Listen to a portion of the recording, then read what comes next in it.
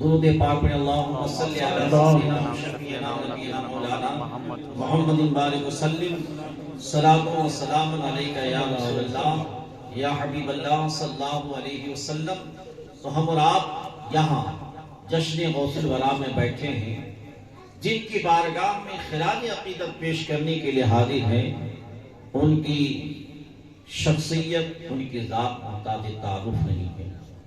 جس طرح سے اللہ تعالیٰ نے پیارے مصطفیٰ صلی اللہ تعالیٰ علیہ وسلم کو تمام نبیوں رسولوں میں افضل و اعلیٰ بنایا ہے، اسی طرح سے اللہ تعالیٰ نے غوث پاک رضی اللہ تعالیٰ عنہ کو تمام ولیوں میں افضل بنایا ہے۔ پیران پیر، روشن ضمیر، محبوب ربانی، قطب سبحانی، شہباد لامکانی، غوث سمدانی، سیدنا شیخ عبد القادر جیلانی غوث پاک رضی اللہ تعالیٰ عنہ۔ حضرات، آپ دنیا میں تشریف لا رہے ہیں، سرکار دو عالم صلی اللہ علیہ وسلم صحابہ کرام کے ساتھ جلوہ گر ہو رہے ہیں۔ حضرت شیخ ابو صالح فرماتے ہیں، سرکار کی تشریف آوری ہوئی، پورا گھر روشن ہو گیا، اور سرکار نے فرمایا، شیخ ابو صالح، تمہارے گھر میں جو آج بچہ پیدا ہونے والا ہے، وہ صرف تمہارا ہی بیٹا نہیں بلکہ میرا روحانی بیٹا، میرا محبوب ہے، اور وقت کا محبوب شیخ زماں ہے۔ تبھی تو سرکار اعلیٰ حضرت فرماتے ہیں، تیری سرکار میں لاتا ہے رضا اس کو شفیع، تیری سرکار میں لاتا ہے رضا اس کو شفیع، جو میرا غوث ہے وہ لاڈلا بیٹا تیرا، جو میرا غوث ہے وہ لاڈلا بیٹا تیرا۔ حضرت جنید بغدادی رضی اللہ تعالیٰ عنہ آنے کی بشارت دے رہے ہیں، بغداد کی جامع مسجد میں تشریف فرما ہے، مراقبے کے حالت میں ہے، اپنے سر مبارک اٹھاتے ہیں اور آپ فرماتے ہیں، 5ویں صدی میں بغداد کے سرزمین پر رسول کریم صلی اللہ علیہ وسلم کے عالم سے ایک اولاد پیدا ہوگا، جن کا نام عبد القادر ہوگا، لقب محی الدین ہوگا، اور انہیں اس بات میں معمول کیا جائے گا جو یہ کہتے ہوئے نظر آئیں گے کہ میرا قدم تمام ولیوں کی گردن پر ہے۔ سبحان اللہ۔ اللہ غوث پاک رضی اللہ تعالیٰ عنہ سیرت کو کما حق کو بیان ہم نہیں کر سکتے، رات ختم ہو جائے گی، بات ختم نہیں ہوگی، لیکن چند باتیں ہم آپ کی گوش گزار کرتے ہیں کہ میرے غوث رب کے اختیار سے، رب کے دیے ہوئے عطا سے کل بھی نواز رہے تھے، آج بھی نواز رہے، صبح قیامت تک نوازتے رہیں گے۔ رب کے دیے ہوئے اختیارات سے ہر جگہ کل بھی پہنچ رہے تھے، آج بھی پہنچ رہے، صبح قیامت تک پہنچتے رہیں گے۔ آپ نے واقعہ سنا ہے کہ غوث پاک رضی اللہ تعالیٰ عنہ ایک وقت میں 70 مریدوں کے گھر افطار فرما رہے۔ سبحان اللہ۔ ہماری عقیدت پکار اٹھی جب سرکار کے عالم کی اختیار کا یہ عالم ہے، ایک ہی وقت میں 70 مریدوں کے گھر وہ افطار فرما سکتے ہیں، تو مدینے کے تاجدار امام الانبیاء حضور شفیع تاجدار مصطفیٰ جان رحمت صلی اللہ تعالی علیہ وسلم اپنے ہر غلام کے گھر بھی تشریف فرما ہو سکتے ہیں اور ہوتے ہیں۔ ہم سنی مسلمان کے عقیدہ ہے کہ میرے نبی ہر جگہ موجود ہے، ہر عاشق کے گھر موجود ہے۔ حضرات، جب اللہ تعالیٰ نے فرشتوں کے اختیار عطا فرمایا ہے، اور فرشتوں کو بھی اختیار اللہ تعالیٰ نے عطا فرمایا ہے، موت کا ایک ہی فرشتہ ہے، ایک ہی وقت میں ہزاروں جگہ پہنچ کر کے روح کو قبض کر رہا ہے۔ سوال کرنے والا قبر میں ایک ہی فرشتہ ہے، وہ پہنچ کر کے سوال کرتے ہوئے نظر آ رہے ہیں۔ فرشتوں کو بھی اختیار دینے والا اللہ ہے، اسی خالق کائنات نے اپنے محبوب کو بھی اختیار موجود ہوتے ہیں۔ درود پاک اللہم صلی علی سیدنا و شفیعنا و نبینا مولانا محمد بارک وسلم، صلاۃ و سلام علیک یا رسول اللہ یا حبیب اللہ صلی اللہ علیہ وسلم۔ غوث پاک رضی اللہ تعالیٰ عنہ کی آواز کی کرامت کو آپ سماعت کیجیے۔ آج ہم اپنی آواز کو پہنچانے کے لیے مائک کا انتظام کرتے ہیں، مشین کا انتظام کرتے ہیں، کسی آلے کا ایجاد کرتے ہیں، تب جا کر کے ہماری آواز دور و دراز تک پہنچتی ہے، لیکن غوث پاک رضی اللہ تعالیٰ عنہ کے زمانے میں کوئی آلہ نہیں تھا، کوئی مشین نہیں تھی، کوئی لاؤڈ اسپیکر نہیں تھا، لیکن غوث پاک رضی اللہ تعالیٰ عنہ جس مجلس میں تقریر فرماتے اس مجلس میں 100-200 آدمی کا مجمع نہیں ہوتا۔ تاریخ بتاتی ہے 70 ہزار لوگوں کا مجمع ہوتا، اور اس میں صرف عوام ہی نہیں ہوتے، وقت کے غوث بھی ہوتے، وقت کے قطب بھی ہوتے، وقت کے اللہ کے ولی بھی ہوتے، علماء بھی ہوتے، فضلاء بھی ہوتے، حفاظ بھی ہوتے، دیگر علماء کرام جو اپنے وقت کے جید عالم ہوتے۔ ایسے علماء کرام غوث پاک رضی اللہ تعالی عنہ کی بارگاہ میں تقریر سننے کے لیے حاضر ہوتے۔ 70 ہزار کا مجمع ہوتا۔ تاریخ بتاتی ہے جس طرح سے سامنے والے غوث پاک کی تقریر سماعت فرماتے، اسی طرح سے 70 ہزار پیچھے والے بھی غوث پاک کی تقریر کو سماعت فرماتے۔ داہنے والے بھی اسی طرح سے تقریر سماعت کر رہے ہیں، بائیں والے بھی اسی طرح سے تقریر سماعت فرما رہے ہیں۔ کوئی مائک کا انتظام نہ ہوتا، کوئی لاؤڈ اسپیکر نہیں ہوتا۔ یہ آواز کی کرامت تھی کہ سامنے والے بھی اسی طرح سے سن رہے، پیچھے والے بھی اسی طرح سے سن رہے ہیں۔ اور یہی تک محدود نہیں، تاریخ یہ بھی بتاتی ہے کہ غوث پاک رضی اللہ تعالی عنہ بغداد کی سرزمین پر تقریر فرما رہے ہیں، دوسرے شہر کے لوگ بھی غوث پاک کی تقریر کو اسی طرح سے سماعت کر رہے ہیں۔ درود پاک پڑھے تو اس واقعہ کو آپ کے سامنے ہم پیش کریں۔ اللہ سیدنا و شفیعنا و نبینا مولانا محمد علیہ وسلم صلاۃ و سلام علیک یا رسول اللہ یا حبیب اللہ۔ استاذ گرامی، فقیہ العصر، قاضی شہر حضرت علامہ مولانا مفتی شفیق صاحب قبلہ مدد العالی کے زبانی ہم نے اس واقعہ کو سنا۔ وہ فرماتے ہیں غوث پاک رضی اللہ تعالیٰ عنہ کے واقعہ کو بیان فرما رہے تھے۔ ایک جگہ توشے کے فاتحہ میں غوث پاک رضی اللہ تعالیٰ عنہ کی بارگاہ میں دوسرے شہر سے لوگ تقریر سننے کے لیے آئے۔ لوگ چلے تھے گھر سے، چلیں گے آج بغداد کی سرزمین پر غوث پاک رضی اللہ تعالیٰ عنہ کی تقریر ہونے والی ہے، ان کی تقریر کو ہم لوگ سنیں گے۔ یہی سوچ کر کے وہ تمام لوگ اپنے شہر سے سفر کر کے بغداد کی سرزمین پر پہنچے، لیکن ایسے وقت میں وہ پہنچے کہ جلسہ ختم ہو چکا تھا، محفلیں ختم ہو چکی تھی، غوث پاک رضی اللہ تعالیٰ عنہ کی تقریر ختم ہو چکی تھی۔ لوگ بارگاہ غوث میں حاضر ہوئے، حجرے میں داخل ہوئے، لوگ عرض کرنے لگے حضور بڑی تمنا لے کر کے آئے تھے ہم سب آپ کی تقریر سننے کے لیے، لیکن جیسے ہی یہاں پہنچے ہیں پتہ چلا کہ تقریر ختم ہو چکی ہے، جلسہ ختم ہو چکا ہے۔ حضور بہت مایوسی کے عالم ہے۔ غوث پاک رضی اللہ تعالیٰ عنہ فرماتے ہیں اے لوگوں سنو، اب تمہیں یہاں آنے کی ضرورت نہیں ہے، دور و دراز کے سفر کرنے کی ضرورت نہیں ہے، سفر کی صحبتیں برداشت کرنے کی ضرورت نہیں ہے۔ ان لوگوں نے کہا حضور آپ اس طرح سے کیوں فرما رہے ہیں، کیوں آپ ہم سب سے ناراض ہو گئے؟ غوث پاک رضی اللہ تعالیٰ عنہ فرماتے ہیں ناراض ہونے کی بات نہیں ہے، میں صحیح کہہ رہا ہوں، اب تمہیں اپنے شہر سے یہاں آنے کی ضرورت نہیں ہے۔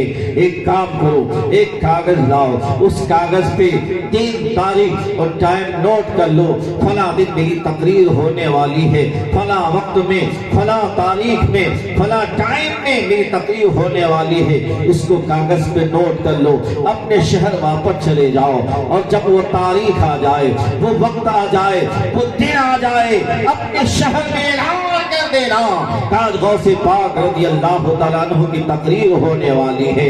اور جب تمام لوگ اس جگہ جمع ہو جائے ایک حصار کھینچ لینا، اور حصار کھینچتے وقت کیا پڑھنا؟ یا شیخ عبد القادر جیلانی اعطنی شیئا للہ، یا شیخ عبد القادر جیلانی اعطنی شیئا للہ، یہ پڑھ کر کے دائرہ کھینچ لینا۔ تو جس طرح سے بغداد والے میری تقریر کو سن رہے ہوں گے، بعین ہی تم لوگ اپنے شہر میں بھی میری تقریر سنتے ہوئے نظر آؤ گے۔ سبحان اللہ، یہ غوث پاک رضی اللہ تعالیٰ عنہ کی آواز کی کرامت کا عالم ہے۔ بغداد میں تقریر ہو رہی ہے، دوسرے شہر کے لوگ بھی غوث پاک رضی اللہ تعالیٰ عنہ کی تقریر کو ویسے ہی سماعت کر رہے ہیں جس طرح سے بغداد والے غوث پاک رضی اللہ تعالیٰ عنہ کی تقریر کو سن رہے ہیں۔ رات جب غوث پاک رضی اللہ تعالیٰ عنہ کی آواز کا یہ عالم ہے، ان کی آواز کی کرامت کا یہ عالم ہے، امام الانبیاء کی آواز کا عالم کیا ہوگا، ان کے سننے کا عالم کیا ہوگا۔ تبھی تو سرکار اعلیٰ حضرت فرماتے ہیں دور و نزدیک کے سننے والے وہ گانے لالے کرامت پہ لاکھوں سلام، گانے لالے کرامت پہ لاکھوں سلام۔ غوث پاک رضی اللہ تعالیٰ عنہ کل بھی سن رہے تھے، آج بھی سن رہے ہیں، ہماری آواز وہاں پر بھی پہنچ رہی ہے اور وہ ہمیں بھی دیکھ رہے ہیں، انہیں بھی دیکھ رہے ہیں۔ حضرات گرامی، غوث پاک رضی اللہ تعالیٰ عنہ کی شان تو وہ شان ہے، واللہ یؤتی وانا قاسم۔ اللہ کے حبیب ارشاد فرماتے ہیں اللہ مجھے عطا کرتا ہے، میں اس سے تقسیم کرتا ہوں۔ اللہ کی عطا سے مصطفیٰ جان رحمت صلی اللہ علیہ وسلم اپنی امت کے درمیان تقسیم فرما رہے ہیں، اور نبی کے عطا سے غوث پاک رضی اللہ تعالیٰ اپنے غلاموں کو بانٹ رہے ہیں۔ تاریخ آپ مطالعہ فرمائے، غوث پاک رضی اللہ تعالیٰ عنہ کی بارگاہ میں جو مرادیں لے کر کے پہنچا ہے، کبھی خالی ہاتھ واپس نہیں آیا ہے۔ سبحان اللہ، یہ عالم ہے غوث پاک رضی اللہ تعالیٰ عنہ کی عطا کا۔ رات وقت نہیں، بس چلتے چلتے آخری بات ایک واقعہ حضور حافظ ملت اس زمانے کا آپ کے سامنے پیش کروں، اپنی گفتگو کو ختم کروں کہ غوث پاک رضی اللہ تعالیٰ عنہ کی ذات کیا ہے، اور ان کی بارگاہ میں خلوص کے ساتھ جو بھی بندہ ان کی بارگاہ میں نظر پیش کرتا ہے یا ان کی نظر کی منتیں مانتا ہے تو اللہ تعالیٰ غوث پاک رضی اللہ تعالیٰ عنہ کی طوفیل میں ان کی ہر حاجت کو پوری فرماتا ہے، ان کی روزی میں بے پناہ برکتیں عطا فرماتا ہے۔ حضور حافظ ملت بانی الجابت الاشفیہ مبارک پور اعظم گڑھ، ان کی بارگاہ میں شخص حاضر ہوئے، حاضر ہونے کے بعد اپنی تنگ دستی کا اظہار کیا، حضور بہت کماتا ہوں لیکن روزی میں برکت نہیں ہوتی ہے، آپ کوئی نسخہ ہمیں بتا دیں تاکہ ہماری روزی میں برکت ہو جائے، کمائی میں برکت ہو جائے۔ حضور حافظ ملت فرماتے ہیں کہ سنو، جب بھی چاند کی 11 تاریخ ہو، غوث پاک رضی اللہ تعالیٰ عنہ کی بارگاہ میں اپنی حیثیت کے مطابق جو تمہاری حیثیت ہے اسی حیثیت کے مطابق غوث پاک کی بارگاہ میں نظر پیش کرنا، جو بھی تمہاری حیثیت ہے۔ وہ شخص اپنے گھر واپس آیا، حضور حافظ ملت علیہ رحمت الرضوان نے جس طرح سے فرمایا تھا اسی طرح سے ہر مہینے بارگاہ غوث میں نظر کا وہ اہتمام کرنے لگے۔ چند دنوں تک چند مہینوں تک انہوں نے بارگاہ غوث میں نظر کا اہتمام کیا۔ اس شخص کا بیان ہے کہ غوث پاک رضی اللہ تعالیٰ عنہ کی نظر کی برکت سے اللہ تعالیٰ نے میری کمائی میں بے پناہ برکتیں عطا فرمائی، برکت کا یہ عالم ہوا، سال بھر بھی نہ گزرنے پائے تھے کہ میں مالک نصاب ہو گیا۔ اللہ تعالیٰ نے اس قدر میرے مال میں فراوانی عطا فرمایا، روزی میں برکت عطا فرمایا کہ میں مالک نصاب ہو گیا۔ جب سال گزرا میں زکوٰۃ کی رقم لے کر الجامع الشفیہ مبارک پور حضور حافظ ملت کی بارگاہ میں حاضر ہوا۔ میں نے عرض کیا حضور آپ نے جو طریقہ ہمیں بتایا تھا میں نے اس کے اوپر عمل کیا، خالق کائنات نے غوث پاک رضی اللہ تعالیٰ عنہ کے صدقے میں میری روزی میں بے پناہ برکتیں عطا فرمائی، میں مالک نصاب ہو گیا ہوں، یہ زکوٰۃ کی رقم آپ کے مدرسے کے لیے لے کر کے آیا ہوں، اسے قبول فرمائیں۔ اللہ یہ ہے غوث پاک رضی اللہ تعالیٰ عنہ کی فیض و برکات کا عالم، ان کی بارگاہ میں جو بھی بندہ مومن خلوص دل سے نذرانہ محبت پیش کرتا ہے اللہ تعالیٰ ان کی برکت سے ان کے وسیلے سے بے پناہ برکتیں عطا فرماتا ہے۔ چلتے چلاتے آخری بات عرض کروں، آج کچھ لوگ کہتے ہیں غوث سے پاک کی نظر کیوں پیش کرتے ہو؟ ولی اللہ کی بارگاہ میں نظر پیش کیوں کرتے ہو؟ یہ سب ناجائز و حرام ہے۔ جس کھانے پر غیر اللہ کا نام لیا جائے وہ کھانا حرام ہو جاتا ہے۔ حضرات فتویٰ تو بڑے آسانی کے ساتھ دے دیتے ہیں، لیکن جب 11ویں کی بریانی کھانے کو مل جاتی ہے بڑے شوق سے کھاتے ہوئے نظر آتے ہیں۔ محرم کا کھچڑا مل جاتا ہے، بڑے شوق سے کھاتے ہوئے نظر آتے ہیں۔ ربیع الاول شریف کا لنگر مل جائے بڑے شوق سے کھاتے ہوئے نظر آتے ہیں۔ فتویٰ تو لگاتے ہیں لیکن اس کے اوپر اس کا عمل نہیں ہوتا ہے۔ ایک بات ہم عرض کرنا چاہتے ہیں، فاتحہ ہم دلاتے ہیں، کیا پڑھا جاتا ہے؟ چاروں کل پڑھا جاتا ہے، سورہ فاتحہ پڑھا جاتا ہے، دیگر درود شریف کی تلاوتیں کی جاتی ہے۔ اب آپ بتائیے جس کھانے پر کل شریف پڑھا جائے، جس کھانے پر سورہ فاتحہ پڑھا جائے، جس کھانے پر درود شریف پڑھا جائے، کیا وہ کھانا حرام ہو جائے گا؟ اگر یہ پڑھنے سے کھانا حرام ہو جائے تو بسم اللہ الرحمن الرحیم پڑھنے سے بھی کھانا حرام ہونا چاہیے، اس لیے کہ بسم اللہ الرحمن الرحیم کی قرآن شریف کی آیت ہے۔ جب قرآن کی دیگر سورتوں کی تلاوت کرنے سے کھانا حرام ہو سکتا ہے، بسم اللہ الرحمن الرحیم ان کے قول کے مطابق پڑھنے سے بھی کھانا حرام ہو جائے گا۔ اور حضرات کسی چیز کو سامنے رکھ کر کے پڑھنا وہ ناجائز و حرام نہیں ہوتا ہے۔ اگر کسی چیز کو سامنے رکھ کر کے پڑھا جائے تو وہ حرام ہو جائے تو مرنے کے بعد مردے کو بھی سامنے رکھا جاتا ہے۔ رکھا جاتا ہے یا نہیں؟ سامنے رکھ کر کے نیت باندھ کر کے پڑھتے ہیں، ثنا پڑھتے ہیں، درود ابراہیمی پڑھتے ہیں، دعا پڑھتے ہیں، پھر وہ بھی حرام ہونا چاہیے۔ بہت ساری چیزیں ہیں، کہتے ہیں غوث کا نام آ گیا اس لیے یہ حرام ہے، خواجہ کا نام آ گیا اس لیے یہ حرام ہے، محمد کا نام آ گیا اس لیے حرام ہے۔ اگر اس طرح سے ساری چیزیں حرام ہو جائے تو جس مکان پہ آپ رہتے ہو وہ مکان بھی کسی غیر اللہ کے نام رجسٹری ہے۔ جس چیز کا آپ استعمال کر رہے ہو، چاہے وہ آٹا ہو، چاہے چاول ہو، چاہے تیل ہو، ہر پیکٹ پہ برانڈ کا نام ہوتا ہے، کمپنی کا نام ہوتا ہے۔ اگر غیر اللہ کے نام سے فاتحہ نظر و نیاز حرام ہے تو چاول کے پیکٹ بھی حرام ہو جائے گا، تیل کا ڈبہ بھی حرام ہو جائے گا، آٹے کی بوری بھی حرام ہو جائے گا، حتیٰ کہ بیوی بھی حرام ہو جائے گی، اس لیے کہ یہ کہا جاتا تم فلانے کی بیوی ہو۔ حضرات اسی طرح سے ایک مولوی صاحب مسجد میں تقریر کر رہے تھے کہ جس پہ غیر اللہ کا نام آ جائے وہ چیز حرام ہو جاتی ہے۔ اس کی اہلیہ حجرے سے سن رہی تھی اپنے شوہر کے تقریر کو، جیسے ہی اس نے اس تقریر کو سنا کہ غیر اللہ کا نام آ جائے تو حرام ہو جایا کرتا ہے، حضرات اس نے اپنے سامان کو سمیٹا، اور جیسے ہی سامان کو اپنا سمیٹتی ہے، جیسے امام صاحب جمعے کی نماز پڑھا کر کے اپنے کمرے میں داخل ہوتی ہے تو ان کی میڈم تیار ہے میکے جانے کے لیے۔ پوچھا کہاں جانے کا ارادہ ہے؟